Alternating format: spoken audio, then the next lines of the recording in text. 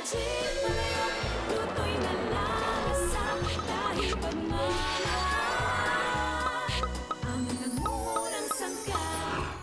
ko ng kapangyarihan ni Sandok! No pwede! No! Pumunta po ako para kamustahin ng si Pilar. Si Pilar, nakulong sa loob ng palayok. Bakit mo gusto magpaiwan dito sa Barrio Misterio? Hindi mo ba narinig ang sinabi ni Alina? Ginawa niyang ginto ang mga alipin niya at nasasakupan niya. Bakit niyo ba ako sinundan dito? Ano ba kailangan niyo sa akin? Panahon na para singiling kita sa mga kasalanan mo sa akin. Saan niyo na pala yung gagawin natin? Kailangan natin tulungan si Ate Pilar! Cookie, wala tayong magagawa para kay Pilar. Mas makapangyarihan ng itim na diwata, ha? O paano ngayon, Cookie? Wala ka ng tagapagtanggol. Pwede na kitang patayin! That's right, Cookie dear. No one is going to save you. Senora! Si Ate Pilar! Bakit buhay pa yung impacta na yan? Hindi lang ako buhay, malakas pa! Ito para sa'yo! Akala mo, matatalo mo ako? Ang kapangyarihan mo, parang dumi lang sa kuko ko! Ganon. Madumi pala ang mga kuko mo. Una ako kayo! Stop it!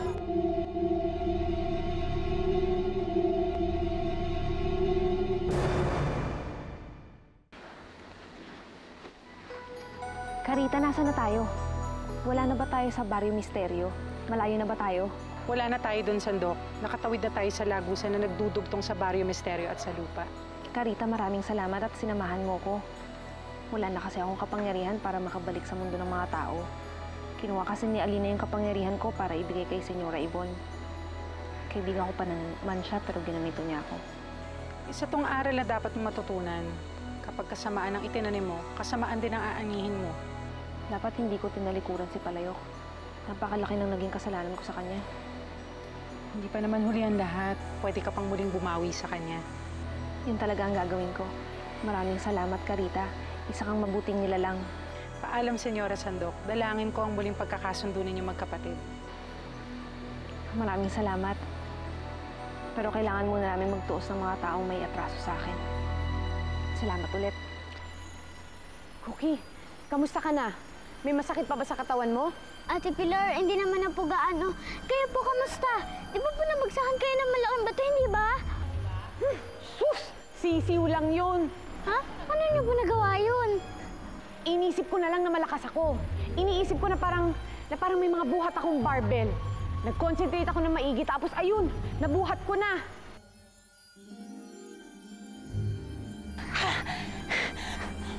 Lovely, Pilar, pero wala ng panahon. Kailangan ko na ipatak sa'yo ang dagda ng waling-waling. Paano kung bumulik si Alina at si Natasha? Pag naging tao ko, hindi ko na sila makakalaban. Ate Pilar, paano naman po si Tito Jude? Umaasa po yun na babalikan mo pa rin siya.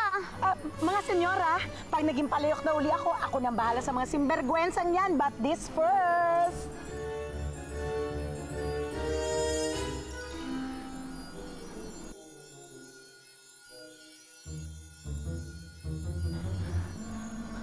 Sila Tito Jude! Ano ba kayo dito sila nagpunta, ha? Dito pa sila eh! Ayun po sila! Ayun!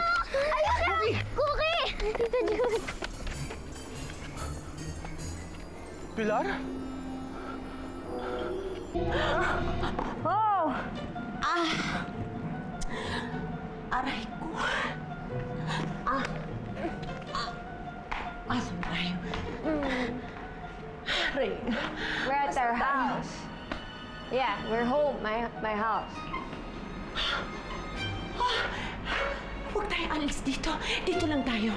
At yung cookie na yan, paghihigantihan ko siya dahil sa ginawa niya sa akin. Aray ko. How are you supposed to do that? Hindi mo nga alam kung asan yung kalaban mo kanina eh. Tira ka ng tira, pati ako titirahin mo. Don't tell me, mas malakas pa yung powers niya sa'yo. Hindi totoo yan. Mas malakas ang kapangyarihan ko. Aray ko. Alam mo, naisahan lang ako ng palayok na yan eh. Yun ang totoo. Why don't you change your tactics? What do you think? Instead of lumalaban tayo paharap, pailalim natin sila titirahin. Pilar, sorry. Nung una kasi, hindi ako naniniwala sa mga magulang mo eh. Ngayon, alam mo na kung anong nangyari sa akin. Totoo pa rin ba yung sinabi mo na mahal mo pa rin ako? Ha? Ano? Sinabi ko ba yun? Sinungaling ka pa. Hawak-hawak mo pa nga yung picture ko eh at dinig na dinig ng dalawang tenga ko yung sinabi mo. Sabi mo, Pilar, mahal na mahal kita. Kung alam mo lang, ikaw lang nag-iisang babaeng minahal ko. Tapos dinideny mo pa. Palibhasa, hindi na ako normal na tao. Ikaw daw, Pilar. Hindi ka naman mabiro eh. Hindi. Actually, hindi. Ang totoo niyan. Totoo lahat yun. Kahit anong mangyari, Pilar, mamahalin pa rin kita habang buhay. Promise? Promise. Cross my heart. Excuse me. Maputol ko lang ang moment yung dalawa. Kailangan ko nang ipatakang dagta ng waling-waling sa kanya para maging totoo na siyang tao at tapos ang inyong problema. Enchanted and then happily ever after. Yun naman pala eh. Bakit hindi niyo pa ginawa kanina? Eto na. Nagsungit ka naman kaagad. Naudlot kasi si Palayok kanina eh. Dinistorbo mo siya. Ikaw naman. O ikaw, maganda ka rin naman. Huwag ka nang magsiselos. Ay, parang yun yung pinsan mo. Excuse Kayo me, naman- are you talking to yourself? Well, alam mo ba na mayroon akong kakaibang kapangyarihan at pwede akong makipag-usap sa mga halaman. Talaga? O sige nga, share mo. Anong sinabi sa'yo ng halaman? Tinatanong ko sa kanila kung sino ang may kakaibang tinik. Tinik? Why? What do you need a tinik for? Yun ang gagamitin ko para kay Cookie. Ano yun? Ano yun? Sige, ituloy na natin.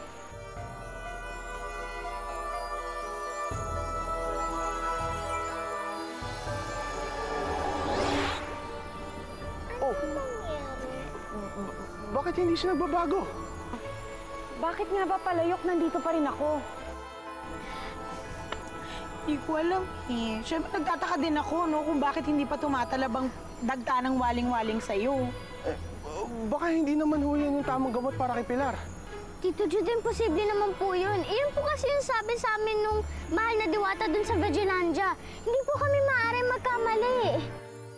Ibig sabihin, dito na lang ako habang buhay?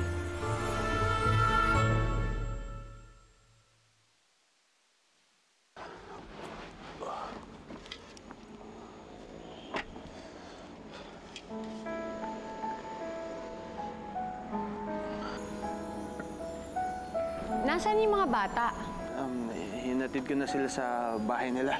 Eh bakit mo ako dinala dito? Bakit? Ayaw mo bang magkasama tayo ngayon? Jude, kalimutan mo na ako. Hindi na ako makakabalik sa dati. Maghanap ka na lang ng ibang babaeng babagay sa'yo. Pilar, mahal kita. Ngayon ko pinagsisisihan lahat ng panahon na nasayang na pwede tayong nagsama. Na pwede tayong maging masaya. Pilar, ikaw ang babae para sa akin. Baka naman iisa lang ang ibig sabihin nito. Hindi talaga tayo para sa isa't isa. Hindi ako papayag. Hindi pwede. Ikaw lang ang para sa akin, Pilar. Wala nang iba. Pwede ba, Jude? Kailangan pa ba kitang sampalin para magising ka sa katotohanan? Hindi ako normal na tao. Paano naman tayo mabubuhay kung nandito ako sa Palayok na to? Sa Pilar, kahit na ano pang mangyari, hindi magbabago ang pagmamahal ko para sa'yo. Ikaw din, Jude. Lagi ka lang nasa puso ko. Kahit maging daga o palaka pa ako. Kung totoo nga yan, kiss mo ako. Ito ang halaman na makahiya. At ang tinik na ito, na may lason ang siyang papatay kay Cookie sa oras na tumusok ito. But how are we gonna do that? Ang dami mong tanong. Pwede ba tsakan na lang yon? Ang importante ngayon, kukuha ako ng kapiranggot. Itatanim ko, aalagaan ko, para lalong bumaksik ang kanyang lason. Hindi ko po maintindihan kung bakit hindi tumalab yung dagta ng waling-waling. May mali po ba tayo nagawa? No, Mininya. Hindi naman mali. Kaya lang, baka hindi pa lang talaga tumatalab ang dagta ng waling-waling. Ano pong ibig sabihin nun? Meron kasing mga kapangyarihan na tumatalab lang sila sa pagsikat ng araw. At meron namang sa gabi lang. Hindi kaya yung waling-waling nakukuha sa kabilugan ng buwan, pero tumatalab sa pagsikat ng araw.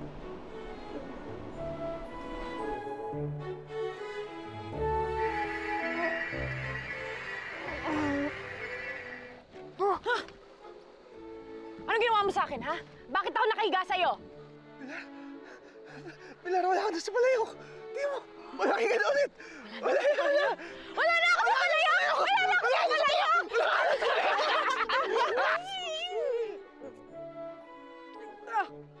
Oh, teka, bakit? Ayaw mo ba? Hindi. Bulbuelo lang!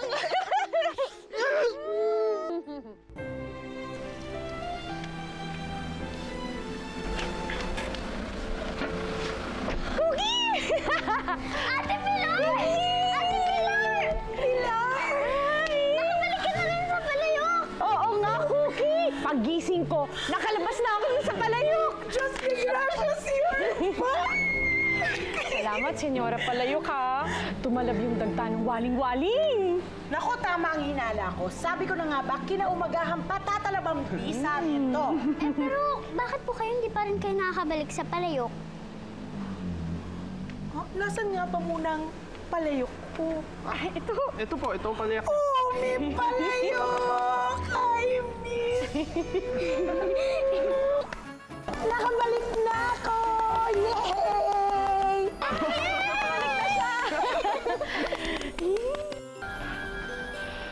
Nakabalik na pala kayo. Anong ginagawa mo dito? Babawiin ko ang kinuha ninyo sa akin. Ustedes un traidor! Oh, come on, Sandok. Stop it! Laos ka na.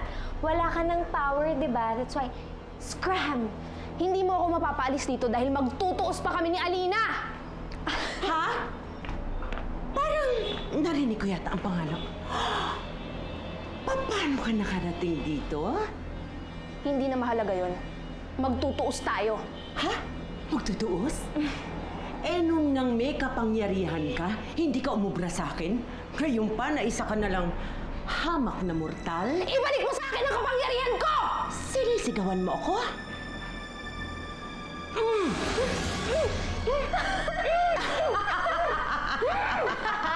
Ayan na nangyayari sa'yo. Palayok, sigurado ka po ba talaga sa gagawin mo? Oo, Cookie. Tutal, alam ko naman na okay na kayo dito. Pupuntahan ko naman si Sandok sa Barrio Misterio. Hindi ko na alam kung ano nangyari sa aking mi hermana. Bilib din ako sa'yo, Palayok. Kahit nagkaaway kayong magkapatid, hindi mo pa rin siya basta matatalikuran.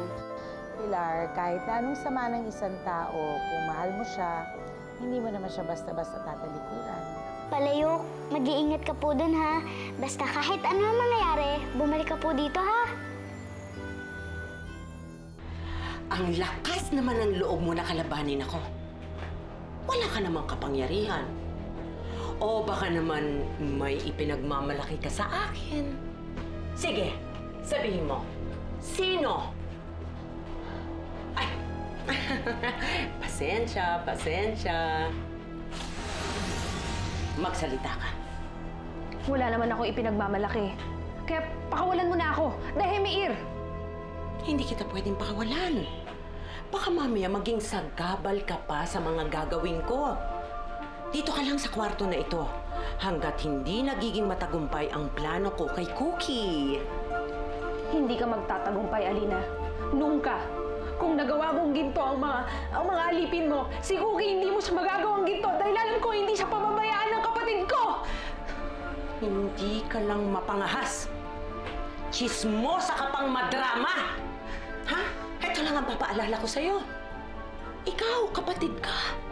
May nagawa ba si Palayok? Eh ano pa na nga itong si Cookie na hindi naman kamag-anak? Ito ang tandaan mo, ha? Lahat ng ginusto ko, nakukuha ko! Alina! Palabasin mo ako dito! San Isidro, patawarin niyo po ako sa lahat ng ginawa kong kasalanan. Alam ko pong naririnig niyo ako.